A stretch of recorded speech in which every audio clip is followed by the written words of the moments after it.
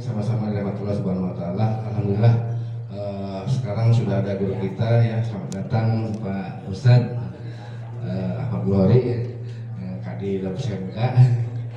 Untuk selanjutnya mari kita ikuti pelajaran-pelajaran yang akan diberikan oleh kita bersama, yaitu Al-Mukarram Wal-Mukarram Al-Ustadz Ahmad Bukhari. Kepada beliau dipersilakan. Assalamualaikum warahmatullahi wabarakatuh.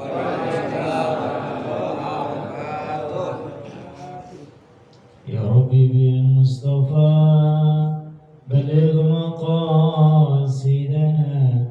waghfir lana ma madha ya wasi'al karami ya Rabbi.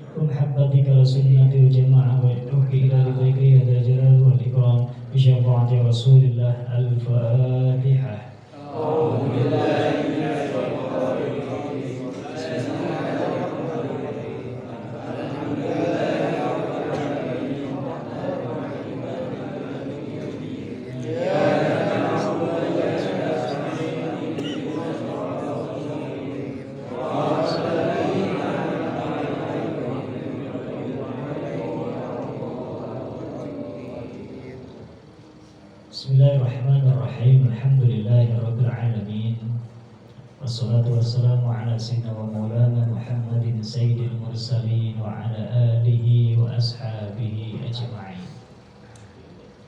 Alhamdulillah, bersyukur kepada Allah Subhanahu wa taala pada malam hari ini kita kembali dari kebutuhan Allah Subhanahu wa taala dalam keadaan sehat walafiat. Alhamdulillah kita sama-sama hadir di majelis ilmu yang semoga Allah anugerahkan kita ilmu yang manfaat. Allah anugerahkan kita selalu dalam keadaan taat. Kita punya anak, punya keluarga soleh dan solehat. Rezekinya tambah berkah dan manfaat. Dan kita semua insya Allah bahagia dunia, selamat di akhirat. Amin. Para asatidzah, para guru, para kiai, wabil khusus guru kita sekalian, Ustaz Adim Abdul Rahman, kita doakan senantiasa dalam lindungan keberkahan dari Allah Subhanahu wa taala. Para asatidz dan yang lainnya, mudah-mudahan semua guru-guru kita selalu dalam kesehatan dan afiat, tambah rezekinya, tambah berkah umurnya, berkah keluarganya, dan kita semua yang hadir khususnya atau yang ada di rumah, mudah-mudahan Allah Subhanahu wa taala selalu anugerahkan kita kebaikan dan rahmat-Nya. Amin ya rabbal alamin.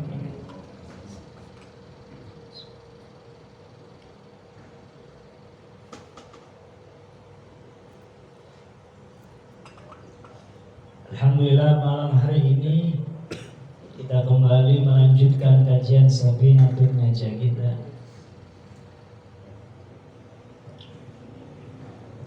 Pada halaman ke-87, pasal yang baru tentang syarat-syarat menjadi makmum. Yang sebelumnya kita sudah belajar tentang bagaimana seorang imam harus meniatkan dalam dirinya menjadi imam. Kalau dia tidak niat jadi imam, maka tidaklah sah sholatnya dia di dalam melaksanakan sholat tersebut. Itu sudah kita bahas sebelumnya. Bapak hadirin jamaah yang mulia, bahwa Allah Subhanahu wa taala menjadikan kita ini mulia.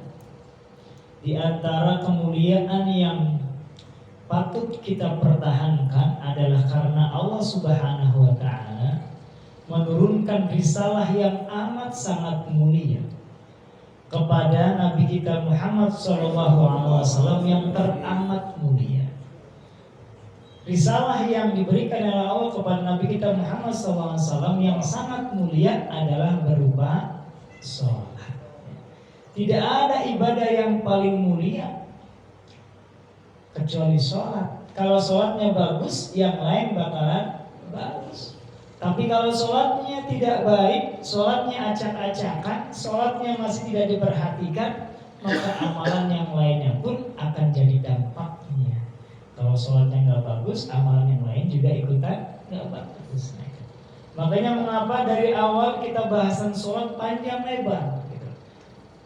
Panjang lebar. Nah, ini Imam Salim dalam kitabnya Safinatul Najah yang sarahnya sarah Kasfatus Syajah Imam Nawawi, beliau mendetailkan tentang bagaimana rangkaian-rangkaian sholat, dari mulai niat, dari mulai menjadi imam, bagaimana harus takbir, bagaimana baca surat Fatihah dan yang lainnya, agar supaya kita sebagai umat Nabi Muhammad SAW menjadikan ibadah di dalam ibadah sholatnya betul-betul diterima oleh Allah Subhanahu wa taala. Kan itu yang kita harapin ya, biar ibadah kita ini diterima. Karena kita nggak tahu ibadah yang mana yang akan diterima oleh Allah Subhanahu wa taala. Apakah ibadah yang banyak, apa ibadah yang seketika kita lakukan, atau jangan-jangan hanya karena kita memisahkan atau menghilangkan duri di pinggiran jalan, kita niat lillah karena Allah, bisa jadi itu amalan yang diterima. Akhirnya Allah anugerahkan rahmat dan kita semua masuk ke dalam surga yang penuh nikmat. Amin ya rabbal alamin. Apalagi ibadah yang dari kecil kita diajarin sama orang tua kita, gitu ya. Diajarin bagaimana sholat, diajarin bagaimana niat, bagaimana berjamaah dan yang lainnya, agar supaya jangan sampai ibadah yang kita lakukan selama ini tidak dinilai, apalagi sia-sia di hadapan Allah Subhanahu wa taala. Na'udzubillah. Makanya kita berikhtiar, berusaha, kita hadirkan niat kita hadir di majelis ilmu. Mudah-mudahan Allah bukakan pintu-pintu kemudahan, terutama di dalam mengamalkan dalam kehidupan kita sehari-hari. Urusan paham apa enggak terserah nanti Allah mengasih apa enggak, begitu. Yang penting kita hadir duduk di majelis ilmu. Mudah-mudahan kita dibukakan pintu hati kita, dibukakan ilmu-ilmunya Allah Subhanahu wa taala, jadi manfaat penuh berkah. Amin ya rabbal alamin. Nah, sholat yang mulia itu yang terbaik adalah sholat berjamaah. Itu Bapak hadirin sekalian. Sholat berjamaah yang Rasul sampaikan dalam sebuah hadis sahihnya, sholatul jamaati afdul min sholatil fardhi bi 27 darajatan. Begitu kata Nabi. Sholat berjamaah itu lebih utama kalau dibandingkan dengan sholat sendirian, dengan bandingannya 27 derajat. Oh, 27 derajat. Kita nggak tahu satu derajatnya itu mau dikasih pahala berapa sama Allah. Para ulama bahkan mentafsirkan gitu, memaknai 27 derajat ini bisa jadi lebih baik daripada 27 sholat. Kita sholat sekali, sholat maghrib berjamaah, itu lebih baik kita melakukan sebanyak 27 kali sholat. Ini utamanya sholat berjamaah. Makanya dari pertemuan sebelumnya kita bahas tentang imam, kemudian makmum. Ini tidak lain berkaitan dengan sholat berjamaah. Kita masuk. Bismillahirrahmanirrahim. Qala musannif rahimahullahu ta'ala wa nafa'ana bihi wa bi'ulumihi wa amaddana bi asrarihi wa adda alaina bi barakatihi. Amin ya rabbal alamin. Qala faslun syurutul qudwati ahada asyara alla ya'lamu butlana sholati imamihi bihadathin aw ghairihi wa alla ya'taqidu wujuba qada'iha alaihi wa alla yakuna ma'muman wala ummiyan wa alla yataqaddama alaihi fil mawqifi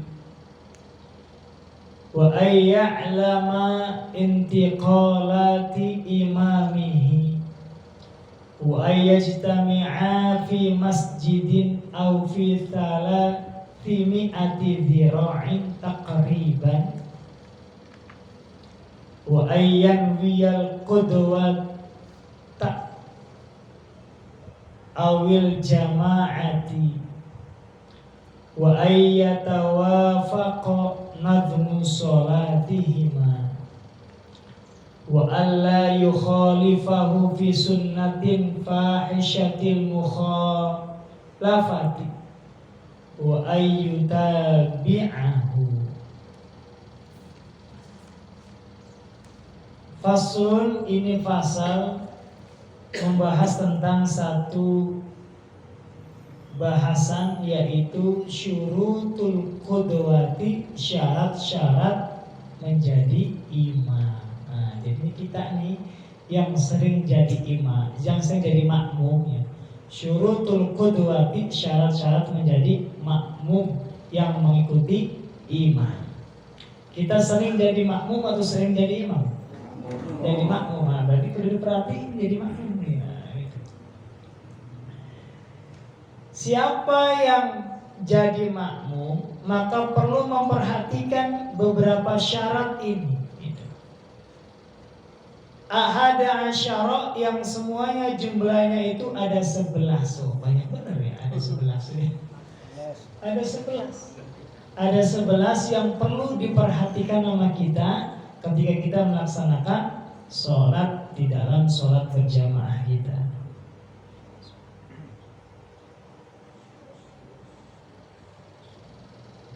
Ya mudah-mudahan selesai 11. Kalau nggak selesai ya lanjut pertemuan selanjutnya ya. Satu-satu dah. Ahada asyara, ada 11 syarat. Yang pertama, alla ya'lamu butlana sholati imamihi bihadathin aw ghairihi. Yang pertama, seorang makmum bahwasanya tidak boleh mengetahui. Nah ini, tidak boleh mengetahui. Jadi pura-pura tidak tahu atau bagaimana, atau memang nggak tahu. Jangan menyangka-nyangka kalau imam begitu misalnya. Alla ya'lamu butlana sholati imamihi bihadatsin aw ghairihi.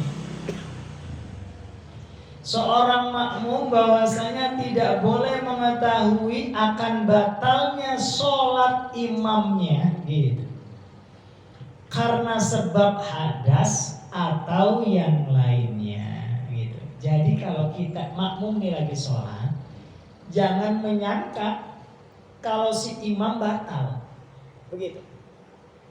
Kalau kita nyangka imam batal, tuh imam tadi kayaknya kentut gitu misalnya, batal sholat kita. Tuh tadi imam kayaknya tayamum pas lagi ada air misalnya, batal.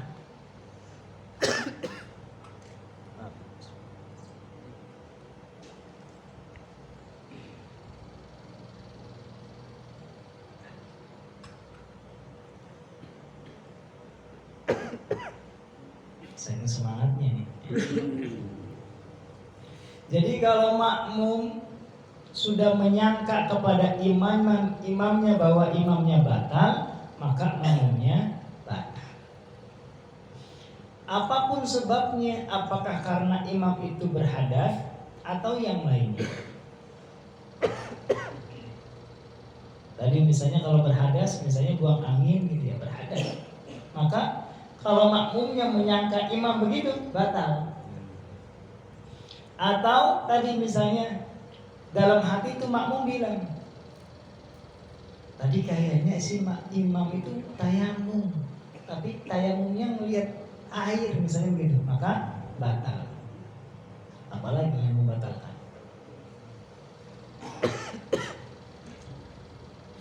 Segala sesuatu yang menyangka oleh makmum terhadap imam bahwa imamnya batal, baik karena hadas maupun yang lainnya, maka makmumnya batal sholatnya. Jadi bagaimana yang harus dilakukan makmum? Ya udah, husnudzon saja, nggak perlu banyak pertanyaan. Nggak boleh banyak pertanyaan. Jangan kira-kira tadi imam datang kan sama istrinya tuh, kayak gandengan ya gitu. Udah istrinya baru menikah gitu kan, sama imamnya gitu, pengantin baru gitu. Tapi bacaannya enak luar biasa, merdu gitu. Jadi imam kan dia. Nah, kalau kemudian menyangka bahwa imamnya batal, maka makmumnya ikut batal.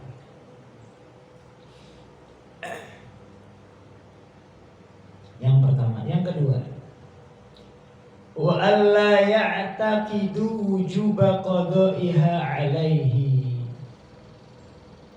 Seorang makmum bahwasanya tidak menekadkan, tidak meyakini akan imam bahwa imam itu wajib melaksanakan qada.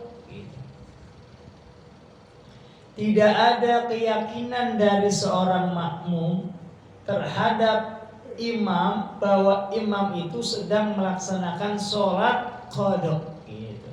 Yang diwajibkan oleh seorang imam akan sholat yang sedang dilakukannya. Jadi kalau kita lagi sholat maghrib sama imam, kita nggak boleh nyangka tuh imam kayaknya sholat qada deh gitu. Nah itu batal. Jadi jangan menyangka bahwa imam itu sedang melaksanakan sholat wajib qada yang sudah ditinggalkan maksudnya.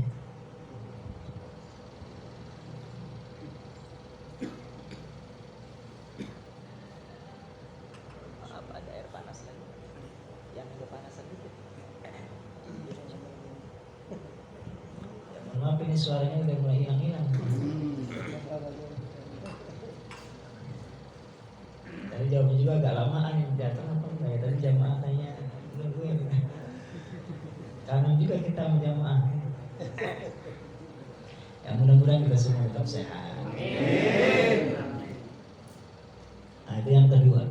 Jadi kalau makmum sudah menyangka bahwa imam sedang melaksanakan sholat qodho, jadi yang wajib dilaksanakan oleh imam akan sholat qodhonya, maka sang makmum tidak sah melaksanakan sholatnya.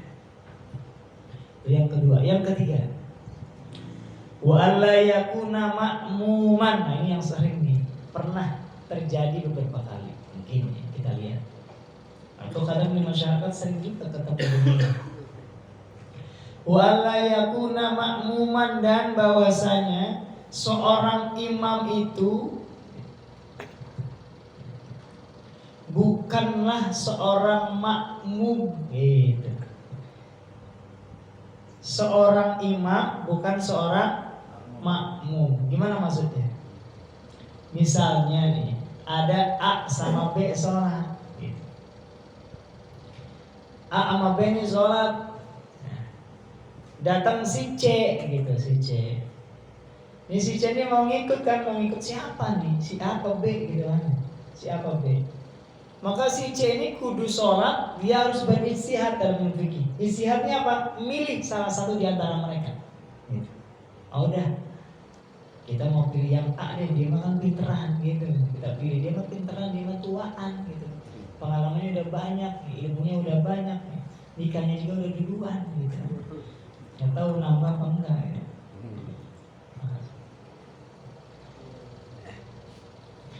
Pas dipilih si A, ternyata si A itu lagi ngemakmum dia sama yang di depannya, begitu.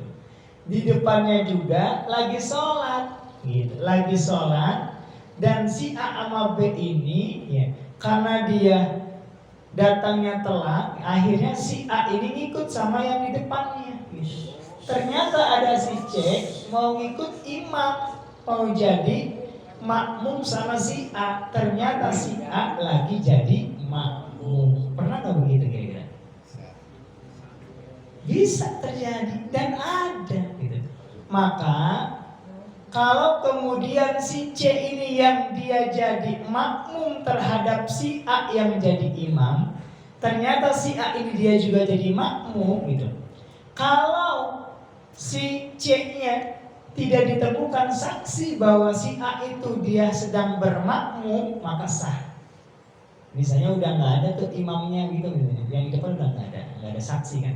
Tapi kalau masih ada berarti ada saksi, maka sholatnya kudu ngulang, nggak sah tuh sholatnya gitu. Kita lagi sholat sama di depan, ya namanya juga sholat duhur atau asar kan nggak kedengeran gitu kan ya. Tahu-tahu di belakang ini ada makmum juga. Yang satu dia mau masuk, yang satu lagi gitu. Yang satu lagi si A ini dia masuk juga tapi ikut sama yang di depan, begitu. Dia tepok tuh di depan jadi makmum. Di belakang ada lagi Kang Khalil gitu, ngikutin di belakang. Dia nepok lagi sama di belakang, padahal dia lagi ikut sama yang di depan. Nah, begitu namanya wa alla yakuna makmuman. Seorang imam tidak boleh sedang menjadi makmum. Kalau lagi menjadi makmum, maka yang belakang pas tahu sholat lagi, begitu. Jangan pura-pura nggak tahu, udah nggak apa-apa, nggak usah dikasih tahu. Maka sholatnya kudu mulai, begitu. Jadi seorang makmum harus mengikuti imam yang imamnya itu sedang tidak menjadi makmum. Kalau kemudian dia jadi makmum, tapi udah selesai yang di depannya gitu. Nah ini gak ada saksi, maksudnya begitu. Gak ada imam, udah selesai imamnya di depan, sudah 4 rakaat kalau sholat asar itu udah selesai. Si yang makmum tadi tuh, dia tinggal 1 rakaat lagi misalnya, dia masih berdiri. Nah, maka yang di belakang boleh ngikut sama yang di depan jadiin imam. Nah, itu boleh, baru namanya tidak ada saksi, maka sah sholat si makmum ketika mengikuti kepada si imam. Nah kemarin sudah belajar tuh. Adapun kondisi seperti ini, imamnya boleh tidak niat jadi imam, tapi tidak sempurna dia berjamaahnya dengan yang belakang gitu. Tapi kalau kemudian dia merubah niatnya jadi imam, maka dia menjadi berjamaah dengan yang belakang. Tapi kalau kondisi tadi, konflik yang tadi, kas yang tadi, karena dia sudah menjadi makmum, maka tetap dia dihitung berjamaah walaupun dia tidak berniat menjadi imam.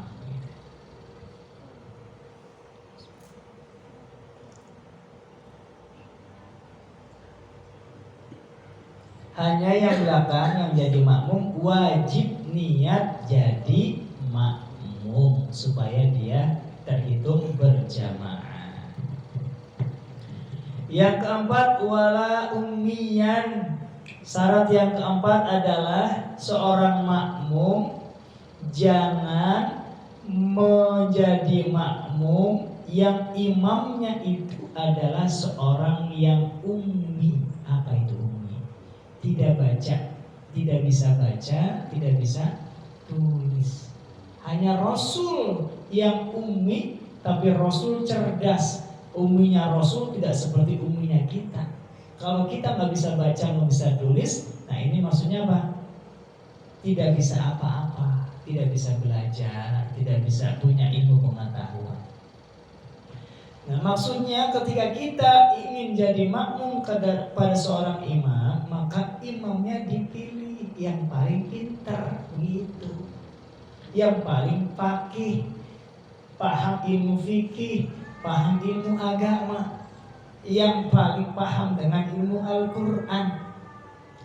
Inilah yang sebaiknya menjadi imam di antara para makmum yang ada.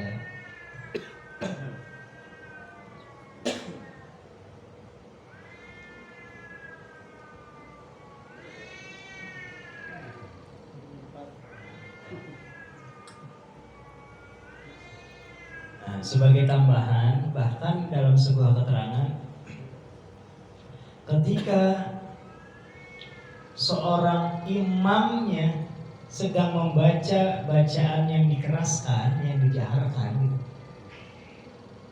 tiba-tiba sang imam melirikkan suaranya, gitu. Melirikkan suaranya supaya nggak kedengeran. Makmum juga perlu bertanya nih, ini si imam lupa atau memang nggak bisa baca pada saat itu, atau salah keliru atau bagaimana? Nah begitu. Apalagi kalau pas lagi baca surat Al-Fatihah misalnya, maka seorang makmum nggak boleh mengikuti imam yang seperti itu. Ustaz, terus gimana nih Ustaz? Kita mau sholat berempat nih, ngaji kita baru masih pada Iqra semua, baca Fatihah masih pada terbata-bata semua. Siapa yang jadi imam? Nah, yang paling bagus dah bacaannya, itu yang paling bagus di antara mereka. Maka pilih yang paling duluan nikahnya. Siapa tuh? Yang paling dewasa umurnya. Nah, maka itu yang jadi imam. Kalau ada yang paling fasih, yang paling fasih dulu. Maka sebenarnya ketika kita menjadi imam itu tidak mudah, Bapak hadirin jemaah sekalian. Maka ini pentingnya kita belajar agar kita bisa dipertanggungjawabkan di dalam melaksanakan sebuah ibadah. Maaf, kadang kita misalnya nih ke terminal atau ke pasar atau kemana-mana gitu ya, kita sholat berjamaah dengan pedenya gitu. Karena mungkin misalnya di stasiun, saya sering ketemu stasiun atau di mana-mana gitu, dengan PD itu jadi imam begitu misalnya.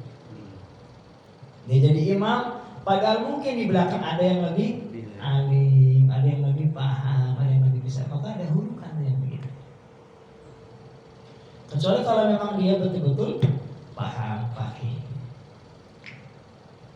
Dan seorang imam juga harus memahami tentang adab bagaimana menjadi imam. Ini kadang sering ditinggal nih, maaf. Misalnya pakaian. Yang satu pakaiannya cuma pakai kaos doang. Yang di belakang pakai kaos, pakai baju koko, pakai peci, pakai sarung begitu. Maka imam juga, kata Imam Al-Ghazali, ini kata Imam Al-Ghazali bukan kata Bukhari, kata Imam Al-Ghazali, juga perlu memperhatikan bagaimana adabnya ketika dia menjadi imam. Dalam Bidayatul Hidayah ini diterangkan. Jadi bagaimana seorang imam juga patut menunjukkan adabnya di dalam melaksanakan sholat, pakaiannya, kemudian bagaimana bacaannya, terutama bacaannya. Bagaimana seorang imam misalnya dengan bersuara yang merdu, suara yang benar. Maaf kalau misalnya baru juga baca bismillah udah keluyuran kemana-mana bismillahnya. Bismillahirrahmanirrahim. Alhamdulillahirabbil alamin. Misalnya begitu. Iyyaka na'budu wa iyyaka nasta'in. Macam-macam. Suaranya mah udah enak. Tapi bacanya kalang kabut misalnya. Nah, ini jangan dipilih jadi imam. Ini pentingnya jadi imam. Maka seorang makmum, kata Imam Salim, tidak diperkenankan mengikuti jadi makmum kepada seorang imam yang masih ummi, yang nggak bisa apa-apa. Maaf, masih bodoh begitu. Nggak bisa apa-apa, nggak ngerti apa-apa, dia jadi imam. Bacaan bismillahnya ceretotan, baca fatihahnya berantakan, apalagi baca suratnya, misalnya begitu.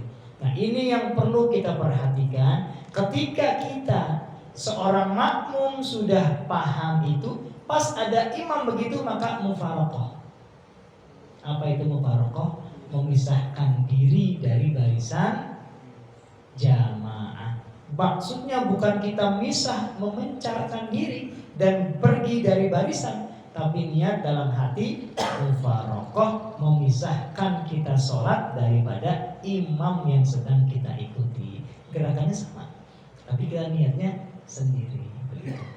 Ini dalam syarat yang disampaikan oleh Imam Salim dalam kitabnya Safinatun Najah tentang bagaimana syarat-syarat menjadi seorang makmum atas imam yang akan memimpin kita, gitu ya.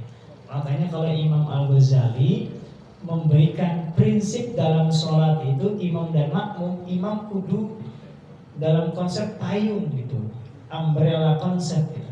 Dalam payung, konsep payung, apa konsep payung itu? Yang memberikan keteduhan. Jadi imam itu kudu ngayomi, imam itu kudu mahamin makmum, imam itu kudu perhatian sama makmum begitu. Ini konsepnya Imam Al-Ghazali kepada imam, para imam-imam. Maka jangan sampai kalau kita lihat makmumnya udah tinggal bongkoknya doang, dan ngeliatnya ke bawah ini, maka jangan panjang-panjang bawahnya, kasihan. Jangan-jangan baru 5 menit udah udah megangin dengkul aja dari tadi kan. Apalagi udah mulai pindah lagi nih gayanya. Sadisme. Maka imam juga perlu memperhatikan ini konsep bahwa sang imam perlu juga perhatian kepada makmum, dan makmum mesti selektif siapa yang bisa dia ikuti dalam melaksanakan sholatnya gitu. Maka alhamdulillah nih, kalau di majelis ini, di musola ini, imam kita imam yang paham dengan ilmu Quran, yang ngerti dengan bacaan Quran, insya Allah mudah-mudahan sholat kita jauh dari kekeliruan dan mudah-mudahan diterima oleh Allah Subhanahu wa taala, sehingga kita penuh dengan berkah dan manfaat, selamat penuh dengan nikmat nanti di akhirat. Amin ya rabbal alamin. Cukup dulu ya. Mudah-mudahan kita dianugerahkan Allah Subhanahu wa taala. Baru 4, masih ada 7 lagi. Insyaallah mudah-mudahan kita panjang umur, sehat walafiat, kita bisa dikembalikan oleh Allah Subhanahu wa taala dalam majelis-majelis ilmu yang selanjutnya. Jikalau ada pertanyaan boleh 1 atau 2 untuk menambah wawasan kita. Terima kasih. Wallahu a'lam bishawab. Ustaz, saya cuma jelas lagi. Kalau saya kadang sering sholat di luar musola sini ya, sendiri di tempat lain misalnya, terutama sholat zuhur atau asar atau maghrib. Biasanya kan kayak di mall atau di tempat-tempat lain lah ya. Kita kan nggak tahu kalau misalkan imamnya itu bagaimana tadi kita ceritakan, ya tahu-tahu orang pernah ikut kita ikut lagi gitu loh misalnya. Itu bagaimana ya? Saya nggak tahu kemudian imam itu tadi kita sebutkan. Ya, yang pertama, poin pertama yang penting kita jangan sampai nyangka kalau imam itu batal. Dan kita husnuzon aja, yang namanya kita baru tahu karena orang itu kita yakin bahwa dia paham dengan ilmu apa yang dia baca. Terutama minimal bacaan-bacaan sholat yang menjadi rukunnya. Yang menjadi rukunnya itu apa tuh? Baca Fatihah. Dia benar. Kemudian tahiyatnya dia benar. Dan ini kemudian yang kita yakini bahwa keabsahan sholat yang dilakukan oleh imam kita ikuti. Jangan ada keraguan-raguan. Makanya poin pertama, kita jangan sampai meyakini bahwa si imam itu batal atau ada kekurangan-kekurangan gitu. Kalau imam kita yakini bahwa ada kekurangan atau bahkan bisa membatalkan, ini yang akan menghilangkan kesempurnaan sholat kita, bahkan akan membatalkan sholat kita. Intinya ikutin aja imamnya. Kalau sholat berjamaah yang dapat pahala imamnya bagus, dapat pahala semua. Tapi kalau imamnya kurang, yang nanggung pun juga imam. Makmum nggak ada tanggungan. Tenang aja, makmum namanya makmum, tapi dia harus beristihad ngikut. Tapi kalau imamnya benar, pahala tuh kebagian semua. Terus kadung jadi imam, jamaahnya makmumnya ada 100.000, gitu kan? Maka pahala 100.000 dapat semua terus kadung. Tapi sebaliknya, si A misalnya sholatnya salah, ada 100.000 tuh jamaah nanggung dosanya oleh si imam. Tuh begini. Jadi mau jadi imam atau jadi makmum? Pahalanya banyak udah ditungguin itu. Makmum soalnya. Paling aman jadi makmum. Tapi makmum juga kudu makmum yang ngerti, yang paham, jangan asal jadi makmum. Tapi insya Allah kalau kita jadi makmum ngikut sama imam yang bagus mah, kita bakalan ketularan bagusnya. Insya Allah. Demikian Allah. Lagi tambahan, mau nanya aja. Barangkali tambahan yang belum paham atau diulang lagi apa? Kalau masih paling terlalu pendek jangan jadi imam, Har. Kalau paling terlalu pendek jangan jadi imam.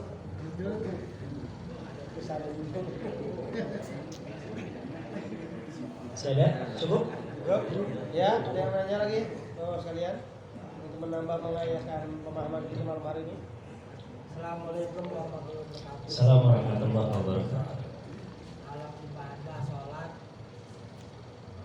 yang kita cari itu surga, pahala, perido.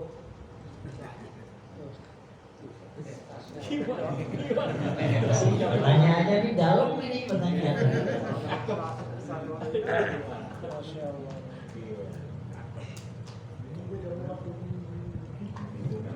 Saya jawab dari mana ya? Dalam sebuah untaian Imam Ibnu Athaillah Sakandari begini. Ibadah itu ada 3 bagian. Fisabilir roja yang pertama. Yang kedua, fisabilil khauf. Yang ketiga, fisabilil hub. Ada orang yang beribadah itu karena jalan harapan, roja. Nah, kita sholat pengen dapat surga, apalagi biar banyak rezeki, apalagi biar panjang umur, apalagi kalau yang belum punya istri biar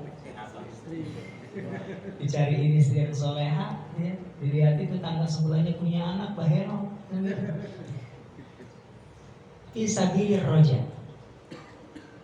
Bapak-bapak punya istri. Kita melihat istri kita nih, apa yang kita harapin? Misalnya apa? Ketaatannya, ya, menjaga hatinya, terus apa lagi? Perhatiannya, kan begitu ya? Perhatiannya macam-macam itu. Itu yang dalam ibadah pun juga dalam rangka mencari harapan. Fisabilir roja. Boleh nggak? Boleh. Kita sedekah dengan sedekah kita, ya Allah saya sedekah mudah-mudahan kau tambahin rezeki saya. Boleh. Ya Allah saya sedekah mudah-mudahan kau hilangkan balak. Boleh. Ya Allah dengan sedekah jadikan putra-putri saya soleh-soleha. Boleh. Itu namanya fisabilir roja. Yang kedua fisabilil khauf, karena jalan ketakutan. Takut apa? Takut siksaannya Allah. Ya Allah saya ini sholat takut sama neraka ya Allah. Gitu. Ya Allah saya ini sholat takut sama murkamu ya Allah. Ya Allah saya ini sholat takut kalau seakan-akan kau akan timpakan aku bencana yang besar ya Allah. Ya Allah saya sedekah takut kalau kemudian engkau akan turunkan ujian yang saya nggak sanggup ya Allah. Fisabilil khauf namanya. Dalam rangka untuk mendapatkan dan menghindari cobaan ujian. Takut akan didatangkan murkanya Allah Subhanahu wa ta'ala. Boleh nggak begitu? Boleh. Namun yang pertama dan kedua ini masih level kita. Kita ini kan sholat baru pengen dapat surga, pengen ketemu bidadari gitu ya. Dikasih pohon-pohonan Nabi di surga, dikasih sungai madu, sungai susu, sungai air yang jernih itu kata Imam Abu Bakar Imam dalam kitabnya Duratun Nasihin ya, karangan Ahmad Asyakir gitu. Beliau sampaikan begitu, surga itu nanti ada 3 sungai. Sungai yang airnya jernih luar biasa. Yang kedua sungai madu, lebih manis daripada minyak misik. Dan yang ketiga ada sungai susu. Tuh, mau yang mana? Di sana air madu, sungai madu gak lengket kayak di sini. Baru sebentar tumpah dari botolnya udah cuma dirubung semut. Gitu. Ada katanya madu asli gak disemutin, tapi gak disemutin. Nanti di surga nggak begitu. Kita di sini susu segelas berapa duit? Nanti di surga gratis. Bahkan ada tambahan, ada namanya sungai arak. Sungai arak yang nanti di sana disediakan buat hamba Allah yang tidak pernah minum arak di dunia. Jadi arak itu kata Nabi nikmat, tapi nanti disediakan oleh Allah di surga buat mereka hamba Allah yang tidak pernah menyentuh arak di dunia. Jadi mau arak di dunia pada surga? Di surga. Nikmatnya, lezatnya luar biasa. Lezatnya luar biasa. Bahkan dalam Al-Quran itu ada dijelaskan dalam Al-Quran surat Muhammad. Dan Muhammad saya lupa ayat-ayat tadi. Kalau nggak salah ayat 16 atau 17 di atas 16 nanti boleh dibuka-buka tentang Allah ciptakan sungai-sungai. Nah kita nih yang kedua fisabilir roja boleh, fisabilil khauf boleh, tapi masih tingkatan rendah. Yang ketiga ada yang paling tinggi, fisabilil hub, dengan jalan cinta kepada Allah Subhanahu wa ta'ala. Ini yang disebut dengan mengharap ridho.